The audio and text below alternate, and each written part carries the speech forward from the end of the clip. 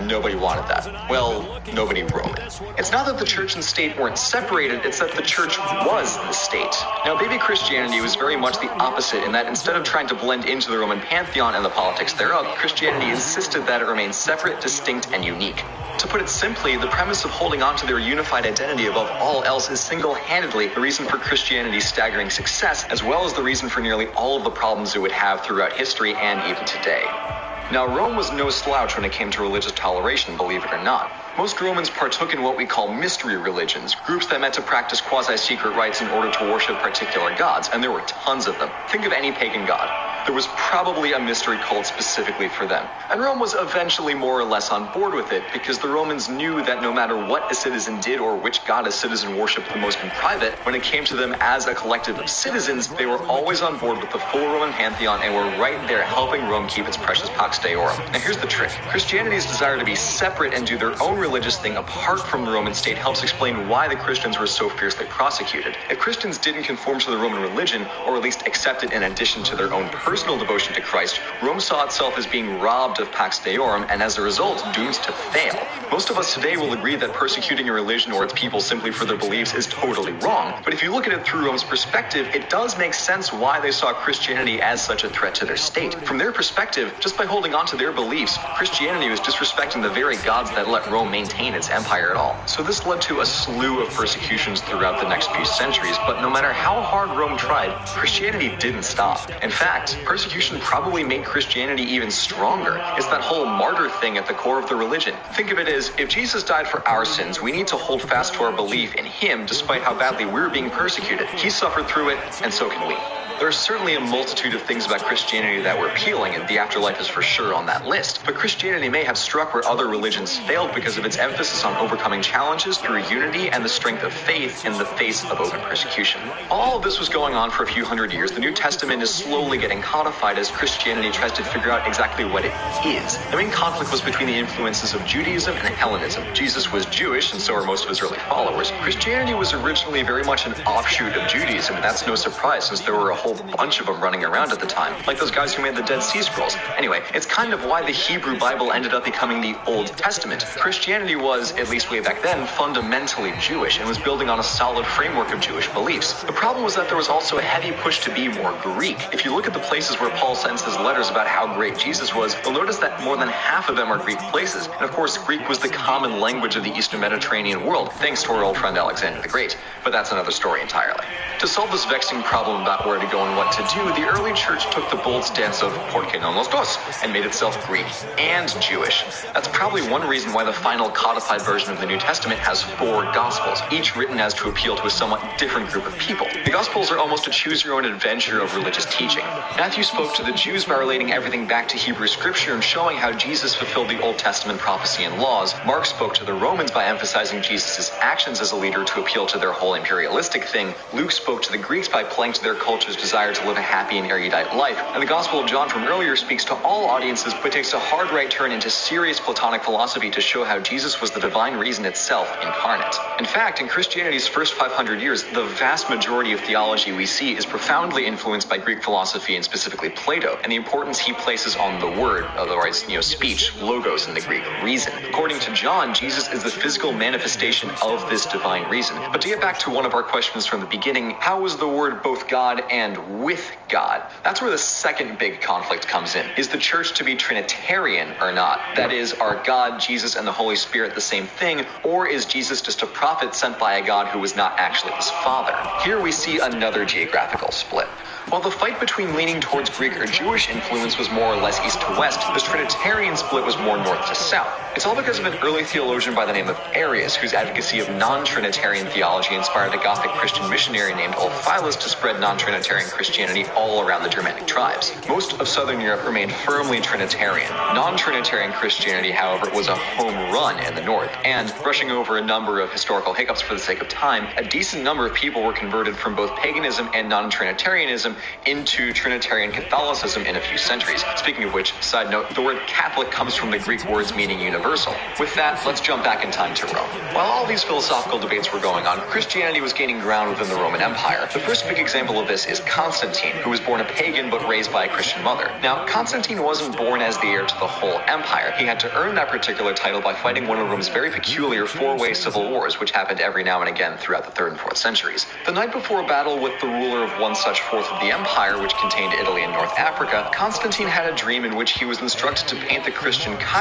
symbol, the first 2 Greek letters of Christ, onto his army's shields. So he did, and they won, and in 313 he delivered the Edict of Milan, which legalized Christianity within the empire. So at this point, paganism was still in charge, but Constantine effectively said that Christianity can contribute to securing the Pax Deorum too. And this makes sense because from Constantine's perspective, Christianity absolutely delivered Pax Deorum by helping him win this battle and unite the empire. The important distinction to note here is that this decree only indicated Rome's tolerance for Christianity. It didn't become the official state religion until the Emperor Theodosius made it so in 380 CE. From this point on, my historical command becomes foggier and events stop happening quite as fast, so the rest of this history will be in more of a vignette style. Since Christianity was now the official religion of the empire, it needed a new Roman makeover so it would fit. This is the part where Christmas probably gets co-opted into one of at least 2 pre-existing Roman festivals. The evidence isn't all there, but the seasonal and thematic correspondences are hard to miss. Since historians actually have no original evidence at all that Jesus was born on December 25th, or any day for that matter, the Saturnalia and Sol Invictus festivals are our best bets for which ones got looped in. Our friend Theodosius made the brilliant decision to split the empire between his 2 sons, which had only been the cause of, about, 5 civil wars in the past century. It's not been a winning strategy so far by any stretch, but since it didn't immediately blow up in everyone's face, I'm giving him the benefit of the doubt on this one. While the empire was getting irrevocably cleaved between East and West, the church has slowly but surely been drifting farther apart along those same lines for centuries. There really is no way to properly simplify this, but I also don't want to get on too much of a tangent here. Suffice to say that any ideology will tend to conform to the culture it inhabits with time. In the case of Christianity, the Roman West ended up taking it in a different direction than the predominantly Greek East. Differences ultimately involved issues like how monks should cut their hair, how to calculate when Easter should be celebrated, and the more complex question of Jesus' nature. Was it all divine, or both human and divine? That is, was it in Jesus' very nature to be able to sin? On one side, the Monophysites, Greek for one nature, they said no, it's only divine. It was impossible for Jesus to sin. The other side said that Jesus' nature was both human and divine, so he could sin, but didn't. Debates like this were all the rage in the first millennium of Christianity, and most of them ended up with one brand of Christianity being deemed unorthodox, which means they were anathematized, expelled from the church, and in effect condemned to burn in the eternal fires of hell. Reminds me of middle school. And remember, this is all just for having a different point of view than the central church did. The church took maintaining a uniform orthodoxy very seriously. But I mean, hey, whatever floats your arc, man. I thought that joke was hilarious.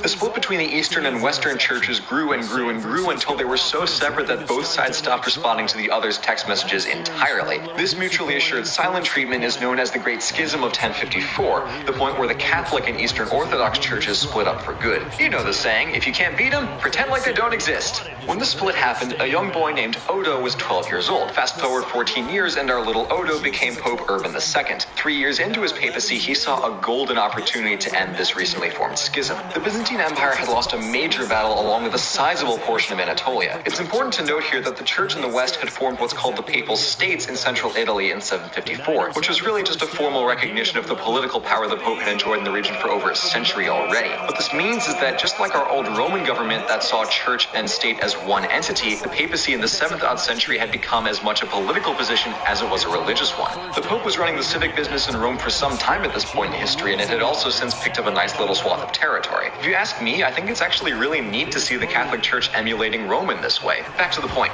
Pope Urban saw a brilliant opportunity to help out the Byzantines and get their land back for them in the hope that Byzantium would recognize the benefits of sticking with the Pope and Catholicism, and that all that business of splitting off was just a phase. Basically, Urban wanted to do the Byzantines a solid favor and have the Orthodox Church repay it by running right back into the Pope's loving arms. This favor lasted for a few hundred years, and we today call it the Crusades. You may recall that Dante's Inferno devotes several passages solely to bemoaning the state of the church. For those keeping score, that's so far a hand handful of popes and one major city that Dante's blaming for the sorry state of the church. Well, tellingly, another 200 years later, we have the Borgias, the holiest of holy families, he said overly sarcastically. And given that little tangle of a family tree could be considered devout, it is no surprise that at this point in history, enough people are bothered by not just the church's debauchery, but their heavy politicking to do something drastic. Cue Martin Luther. Our pal Martin Luther's main objection to the church was the common practice of selling indulgences. You can check out Red's series on Dante's Divine Comedy for more on this, but the idea is that if you sinned, you can repay the church to cut down on the amount of time your soul has to spend in purgatory before ascending to heaven. Essentially, give the church money and your sins won't count. Martin Luther thought this and a bunch of other stuff was way wrong, but after he got no traction inside the church, he set about creating his own offshoot branch of Christianity that abstained from priestly hierarchies entirely and believed that everyone should read the Bible. Since a lot of Europe was kind of thinking the same thing as Martin Luther, and since the new invention of the printing press half a century before made large-scale communication a breeze, Protestantism, as it was called, get it, spread rapidly through the north. Soon enough, you had entire communities, towns, and cities rejecting hierarchies and basking in their ability to all read the Bible together and come to their own conclusions. This was all well and good until there were so many people coming up with their own interpretations that each person believed was totally right, and that everyone else, especially Catholics, were obviously dead wrong, and then you get fighting.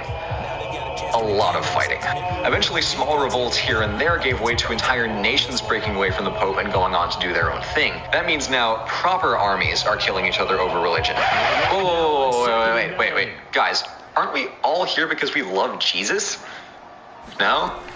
You mean we have to make sure that our super niche version of following and praising the same person as you is the right one, and to prove it will literally kill you? Or just kill you because we have political beef with you and see this as a good enough time as any to take out our otherwise secular aggressions?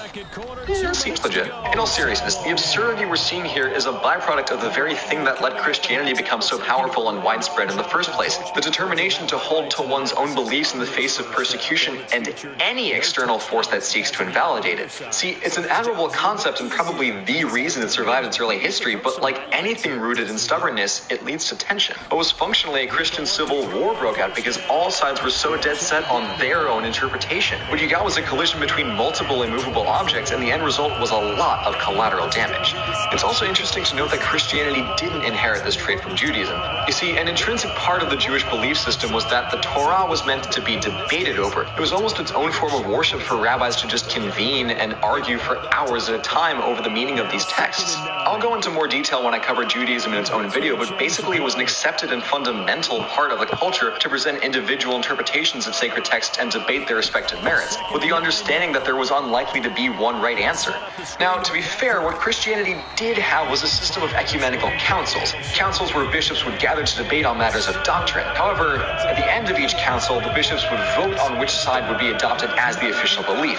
So the proud tradition of debate lives on. Sort of. Because at the end of the day, Christianity is still pretty solidly rooted in that idea that there's one interpretation of the texts, even if that one interpretation takes some discussion to get to. That said, the verdict of a council was overturned now and again, but this tradition of ecumenical councils nevertheless institutionalized the pursuit of one doctrine. This is another iffy consequence of that same strength of belief that carried Christianity through centuries of conflict, albeit sometimes self-induced. It's the trade-off between strength and flexibility, and Christianity is nothing if not strong. Fortunately, though, when you do get big, huge multinational wars popping up over the issue, eventually everyone gets it out of their system, and by the turn of the 18th century, there was a huge outpouring of religious toleration from governments and between people, because everyone just kind of got tired of killing each other over this. Pretty much everyone walked away from the Reformation Wars with the conclusion that, yeah, that was pretty terrible. I think I'm just gonna let those guys do their thing and I'll go do my own thing in my own church. Good deal, good deal. It's thanks to the fact that everyone calmed down and got on that whole diversity of thought bandwagon that we ever got the Enlightenment in the following century at all, which is almost universally accepted as being a very good thing. People just stopped caring about everyone else's religion, and the public discourse and popular culture turned more to matters of politics, economics, sociology, science, and philosophy, which is why the Enlightenment was the intellectual powerhouse it was. It's because of all this that we went back to the good old days, you know, when wars were fought for sensible reasons, like politics, and territorial disputes, and centuries-old grudges between two countries that should probably just make up and kiss already. You know, sensible reasons. To recap our history. Christianity survived the harshest possible circumstances under Roman persecution, tailored their beliefs to appeal to multiple cultural demographics, reconciled one doctrinal dispute but split the church over another, and capped it off with one big civil war of sorts. After which everyone got along and lived happily ever after. Or maybe I just stopped caring after 1800, but who's keeping track? Oh, hey, sophomore year high school European history class.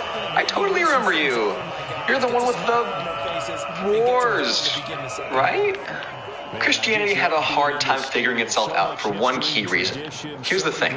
You never see religions with belief systems as disparate as, say, Judaism and Buddhism arguing with each other because, well, there's so little overlap between them to argue about in the first place. It's compare and contrast instead of I'm right, you are wrong. When it's two competing sects of one religion, though, there's specific things to disagree on, and you get much more pointed arguments, as we saw with Christianity. And as I touched on in Judaism, though it's much less of a right-wrong binary there, but that's for its own reasons. I like to think of it as an uncanny valley of religion. It looks similar to ours, it acts similar to ours, but it's not. It's somehow wrong.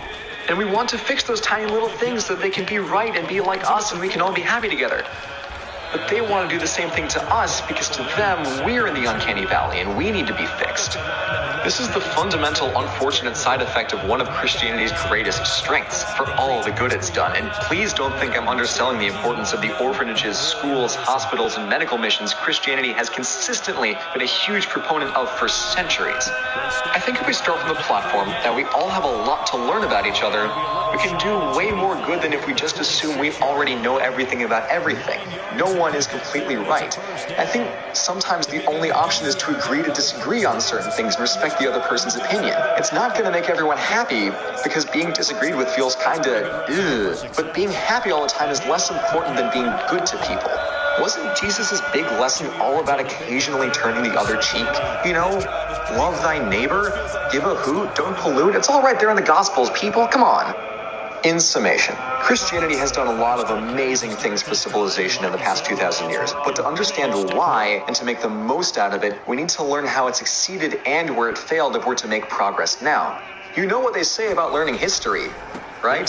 Well, what they usually say around this time of year is, oh God, I need to learn 3 months worth of history or I'll fail this final, which in its own way is a nice example of the whole doomed to repeat it thing, but I digress.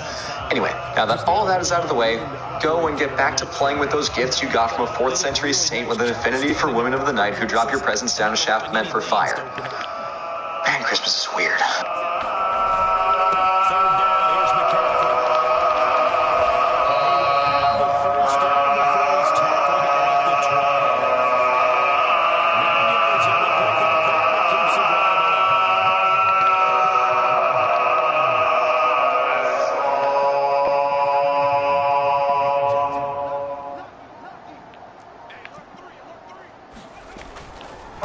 Ancient stone tablet is discovered, and decoding its secrets could rock a core belief of Christianity. It seems to tell the story of a Messiah who is killed and rises from the dead after 3 days. Sound familiar? But this Messiah may not be Jesus. This is one of the secrets of Christianity being unearthed by investigative journalist Simka Yakubovich. From deserts to tombs, from Rome to the Holy Land, Simka tracks down the truth behind historical myths, long-held beliefs, and some of the greatest biblical stories ever told. This is a photograph of a unique and mysterious 2,000-year-old tablet or stone. This is the Church of the Holy Sepulchre, where Christians come to celebrate and commemorate the resurrection of Jesus 3 days after the crucifixion. Yes! They shake up that. Take that pill girl up, baby. The stone emerged from the antiquities market, and incredibly, the ancient Hebrew text can still, for the most part, be easily read. The key line is this: I, Gabriel, command you, the Prince of Princes. Boy had the...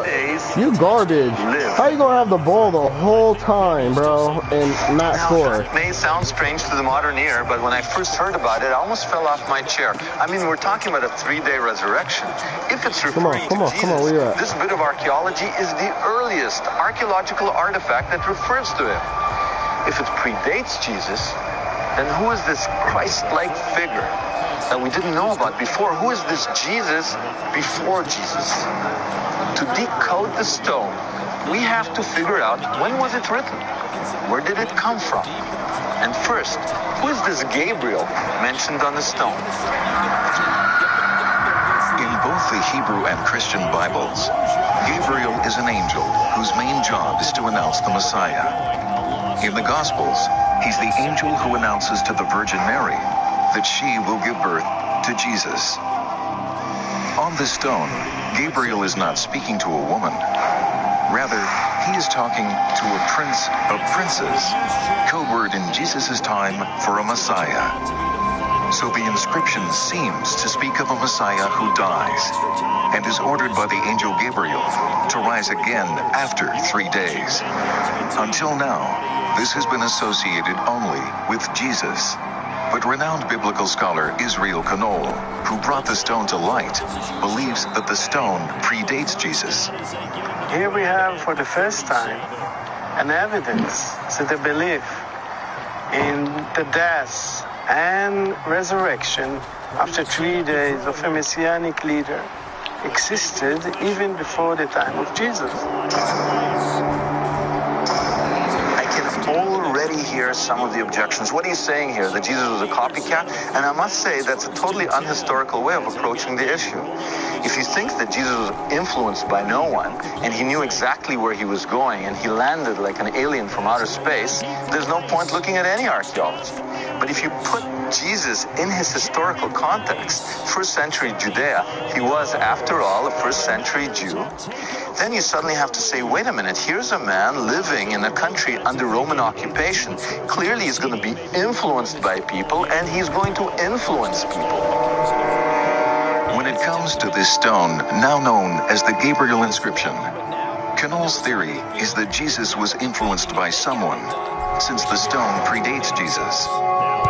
But does it? The answer depends on whether the inscription was written before the crucifixion. And to find out, Simca comes to the specialist in ancient inscriptions. He's also one of Israel's foremost licensed dealers in antiquities. So he should be able to explain how artifacts like the Gabriel stone are dated. It has here a inscription. Deutsch is using a full-size paper copy of the stone, prepared by the academics who studied it. The Gabriel inscription is a very important inscription. The text is important. The development of the shape of the letter... Ain't no way, bro. It's Patrick Willis. Dated from the shape of the letter. It develops like a car. The shape of a car, it was never the same before, and it will never be the same after that. So if you find a car, you can say what year it was. Exactly. This is typology, which is a very, very accurate tool. To illustrate the point, in the 1st century BC and early 1st century AD, the Hebrew letter Lamed, L in English, had a long neck and then lost it. During the same period, the Kuf, or K, lost its little cap. And the Mem, the letter M, initially square, became rounded, losing in the process. Using these techniques, Deutsch agrees with Professor Knoll, dating the Gabriel inscription to a time just before Jesus' crucifixion, possibly before his birth. If you want to kill the time. 1st century BC and the beginning of the 1st century AD. So, the inscription seems to predate Jesus, but not by much. To hone in on a more precise date, Simca needs access to the inscription. But the problem is that the stone belongs to an Israeli collector, David Jesselson, who lives in Switzerland. Hi, Dr. Jesselson, it's Simcha. And he won't give Simca access to the artifact. Do you think I can say anything or do anything to convince you to let us just take a little look? Simca isn't surprised. He believes that David Jesselson is like many collectors who don't like investigative journalists around artifacts they've purchased from sometimes shady antiquities dealers. Well, okay, if you change your mind, I think you have my email and... Simcha is determined to see the stone. But since he can't get access to the real one, he's commissioning artist Dana Bendov to make him a replica, using photographs published in scholarly journals. Since we don't have access to the stone itself, this is a real one-to-one copy. Okay, so This stone, it's 3 feet high and 1 foot wide, and it's very, very, very unusual. It's got columns, it's got an incision, the letters are hanging from the lines. It's not inscribed, which is unusual for a stone. It's painted. okay, with ink. With ink. So what I'd like you to do, because that's what you do for a living, is make me this. make me this. Exactly. Building replicas is a highly specialized discipline, and the work begins right away.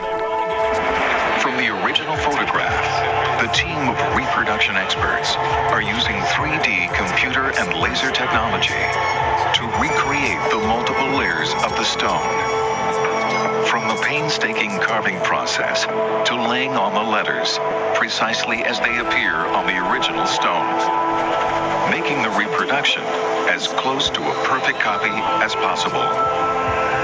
This should help Simcha figure out its date, origin, and meaning.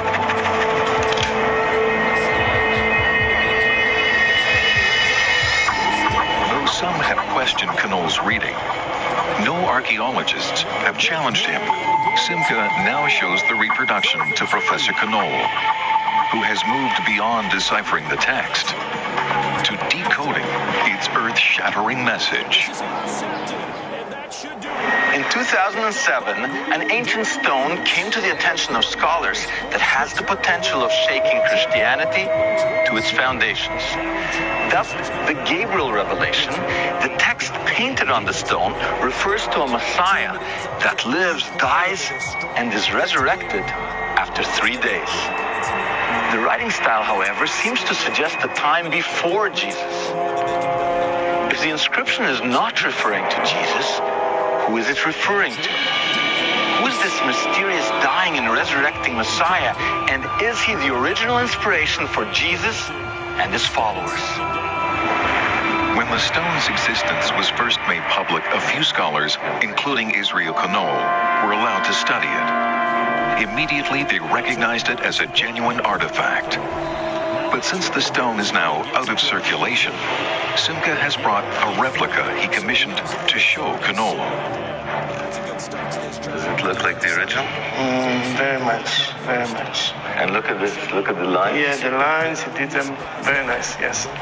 Where are the key words? I just want to make sure. Here is Leshloshet Yamin. In 3 days. Reading the Hebrew text, Professor Knoll begins to decode it. For Knoll, the key historical clue is a reference to 3 shepherds. I have sent my people, my 3 shepherds. 3 shepherds. Knoll thinks one of these shepherds, living around Jesus' birth, is the Messiah mentioned on the stone. Their story begins at the end of the 1st century BC with Herod the Great. Herod was appointed by the Roman Emperor Augustus to rule Judea and do Rome's bidding. He was a tyrant, hated by his subjects.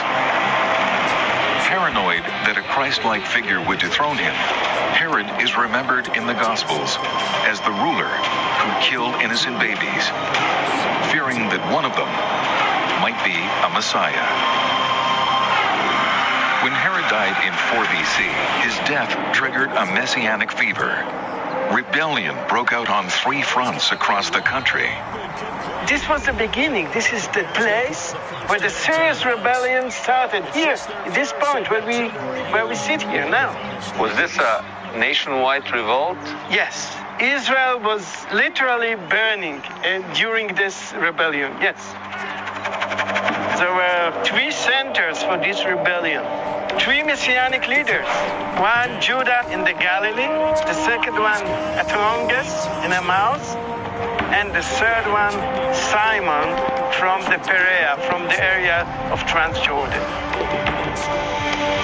Suddenly, our idea of the world that Jesus was born into seems very different from anything that we heard about in Christmas carols. I mean, this was no tranquil land with shepherds tending their flock and wise men following stars. This was a land riddled by political unrest and violence. Rape, pillage, crucifixions, Jews against Romans. There was a revolution going on. And there were not one, but 3 revolutionary leaders, or messianic shepherds. One of them seems to have inspired Jesus. But which one? Could it have been Atragus from Emmaus, which is just outside of Jerusalem? Despite more than a century of digging here in Jerusalem, not a single Gabriel-like stone, not one, has ever been found. I mean, ink, painted on stone, anything that resembles it. Now that's very significant because archaeologically speaking, if you have a tradition of memorializing people on stone, then you find more than one. So the fact that not a single one has been found in this area pretty much eliminates Atragus as the dying and resurrecting Messiah mentioned on the stone. Well, that eliminates him. The next candidate is Judah. He operated in the Galilee close to Jesus' hometown of Nazareth.